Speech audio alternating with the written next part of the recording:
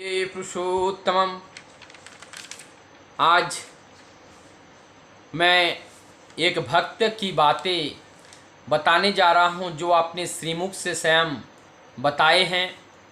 वो है हमारे सुशील चंद्र वसुधा। वो अपने पढ़ाई के सिलसिले में भगालपुर कॉलेज से वो पढ़ाई कर रहे थे। उस समय उनका संपर्क हुआ ब्रह्म समाज के नेता केशव सेन के मातुल के साथ उनका परिचय होता है। उसके बाद उनके साथ एक साधु का से भी संपर्क होती हैं। होने के बाद बहुत सारे अपने जीवन के बारे में, अपने भविष्य और वर्तमान के बारे में अनेकों बात होती हैं।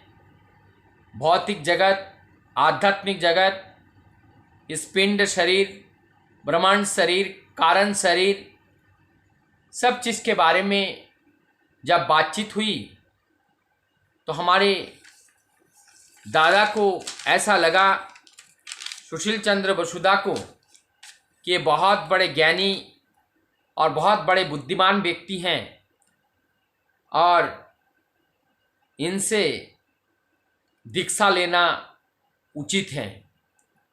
लेकिन उन्होंने अपने सहपाठी को दीक्षा लेने के लिए पहले निवेदन किए तो वो जो साधक थे उन्होंने इस बात को मंजूर कर लिया और हमारे सुशील चंद्र वसुधा को के जो सहपाठी हैं उनको दीक्षा दान किया। और जब उनका दीक्षा उनको प्राप्त हो गया तब हमारे सुशील चंद्र वसुधा ने भी उस साधक से प्रार्थना की दीक्षा के लिए। जब उस साधक से प्रार्थना की तो उस साधक ने उनको दीक्षा नहीं दी और ये दिन था 6 नवंबर और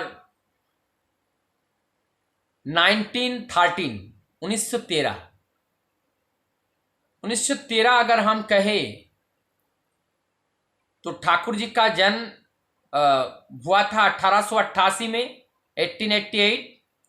तो 12 वर्ष वहाँ हैं और 13 यहाँ, 12, 13, 25 यानी 25 ईयर्स के थे उस टाइम से ठाकुर और सुशील चंद्र वसुधा लगभग समान उम्र के थे। ठाकुर जी से थोड़ी छोटे थे, कुछ महीने की। और जब इस बात को साधक से रखे कि मुझे दीक्षा लेना है तब साधक ने कहा, तुम्हारी दीक्षा हमसे नहीं,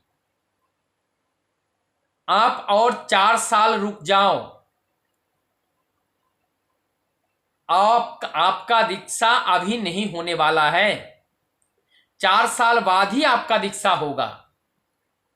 साधक ने अपने हिसाब से हमारे सुशील चंद्र वसुधा को बता दिए।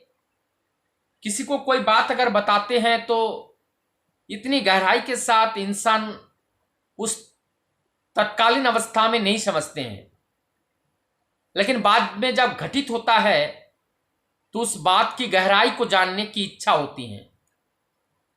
ठीक ऐसा ही हुआ हमारे श्रद्धेय सुशील चंद्र वसुधा के साथ। और उनका और एक घटना है, हमारे जो सुशील चंद्र वसुधा है उनका आना जाना रामकृष्ण मिशन में भी था, रामकृष्ण मठ में, रामकृष्ण ठाकुर जी के वहां। उस समय शारदा मां भी उस समय थी। शारदा मां से मिलना एवं तत्कालीन उस रामकृष्ण मिशन के जो प्रेसिडेंट हैं उनसे बड़े मित्रता थी हमारे सुशील चंद्र वसुधा के साथ। और उनका मन भी बना था कि भगवान रामकृष्ण के माध्यम से दीक्षित होने का। लेकिन जब रामकृष्ण परमहंसदेव पंचतत्व में लीन हुए, उसके बाद अपने जीवन का जो पेज है वो बदला। समय के अनुसार उनकी मानसिक चेतना में भी परिवर्तन आई। इन सब के बीच उनका आना जाना हर जगह रहा, रामकृष्ण मिशन में भी रहा। लेकिन इस बीच में उनको पता चला परमदयाल श्री ठाकुर जी के बारे में।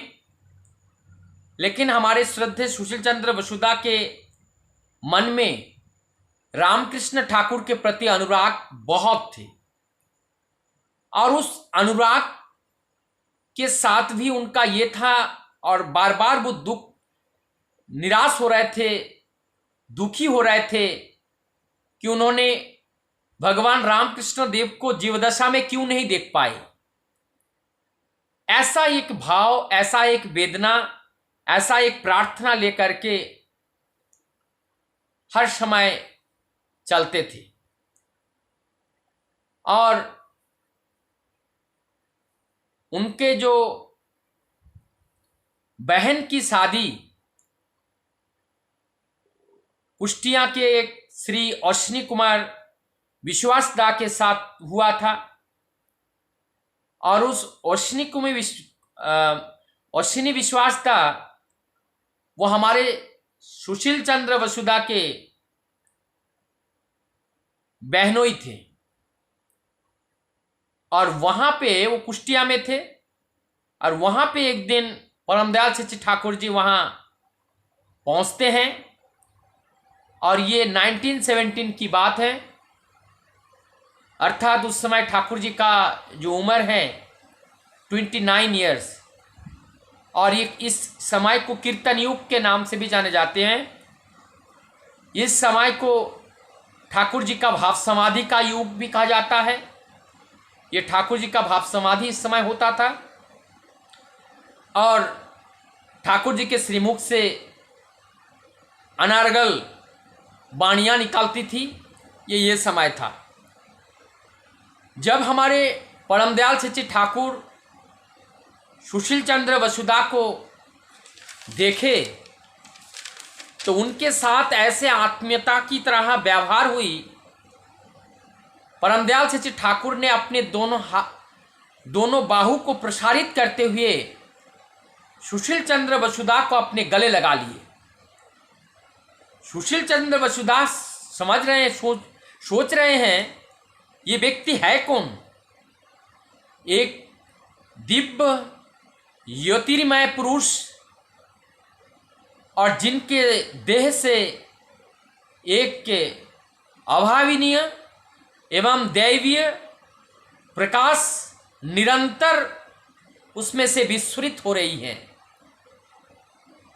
परमदयाल की इस अभिनव दृश्य को देखकर सुशील चंद्र वसुधा के मन में एक नया जागरण शुरू हो गया, एक नया अनुसूचना शुरू हो गई, और उनकी मन ही मन एक पुकार, एक जिज्ञासा ये होने लगी।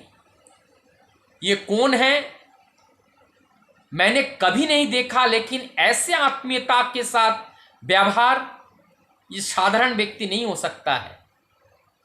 सारी जानकारी जब अपने बहनोई श्री अश्विनी विश्वासदा के पास से उनको मिला, उनको जाना, तब उनका मन एकदम पिघल गया, और उन्होंने दीक्षा के लिए स्वीकृत प्रार्थना की परमदयाल के चरणों में। और परमदयाल ठाकुर के माध्यम से सुशील चंद्र वसुधा का दीक्षा होता है, और वो दीक्षा का दिन 7 नवंबर, और जो एक साधक ने जो भविष्यवाणी की थी वो था 6 नवंबर 1913, और उन्होंने भविष्यवाणी किए थे 4 साल बाद और ठीक 4 साल बाद 1917 7 नवंबर को सुशील चंद्र वसुधा का दीक्षा हुआ।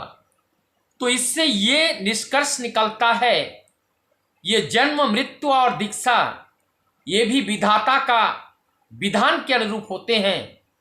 हमारी पूर्व जन्म की सुकृति, हमारी पूर्व जन्म की अच्छे कर्म का फल सब कुछ मिल करके हम अपने जीवन में गुरु पाने में सक्षम होते हैं। और मैं तो यही कहूँगा, आज के इस कलयुग में अनंत गुरुओं के बाजार में अगर किसी ने पुरुषोत्तम को आदर्श के रूप में, सद्गुरु के रूप में जीवन में पाया है, मुझे लगता है ये कृतार्थ केवल उस व्यक्ति की नहीं, उस व्यक्ति के पूर्व अनेकों पुरुष जो माता पिताएं हैं, जो पूर्वज हैं, उन सब की सुकृति की जो फल है, उस फल के रूप में मानव देह धारण करके पुरुषोत्तम को गुरु रूप में जीवन में पाने का ये सौभाग्य प्राप्त हुआ है। वंदे पुरुषोत्तम।